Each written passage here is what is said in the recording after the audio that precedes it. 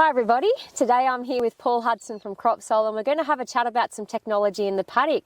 Paul, thank you so much for joining us. How's it going? Yeah, well thanks Sarah, what about you? Yeah, good thanks. Can you tell us a bit about what we're standing next to and what crop that we're in?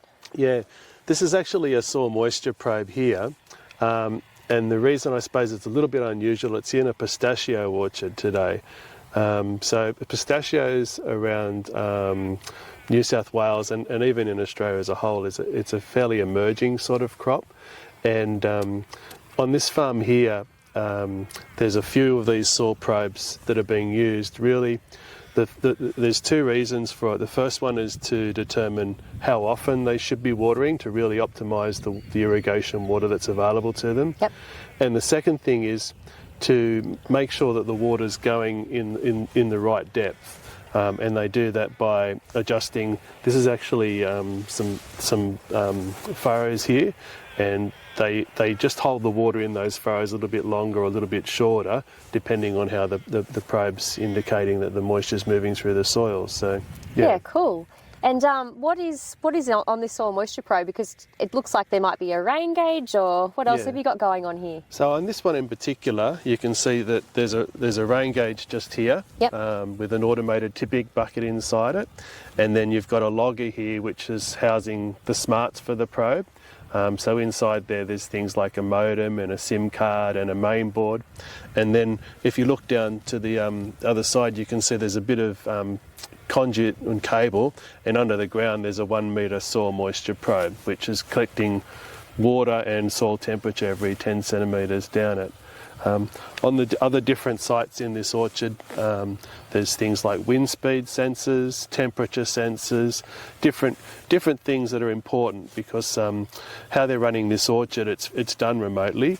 So if they're going to be coming and doing things like spraying or something like that in a tractor, they need to make sure that the wind conditions are exactly right before they send people over to do that sort of work.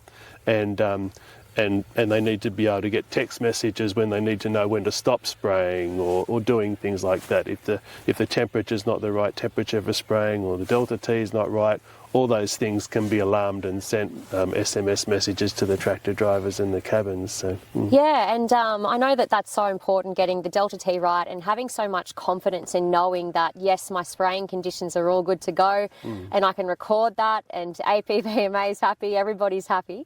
But I was going to ask you a bit about that spraying technology. Have you found that we've been able to increase spray hours or anything for growers? Like, what's been their return on investment from having technology, in the paddock? Yeah. So you've got your input costs, which are much better managed, and that's a really defined thing that you can work out by reviewing how you would have made decisions and what the technology is telling you. But I think on a secondary level, and to me it's more important, is actually organising your staff and your own hours and time around that much better. There's a much better planning system in place.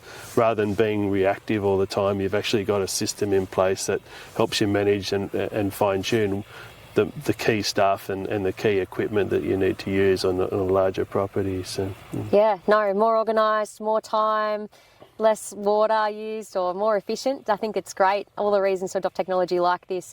Thank you so much for your time and having a chat today. Yeah, good chatting to you, Sarah.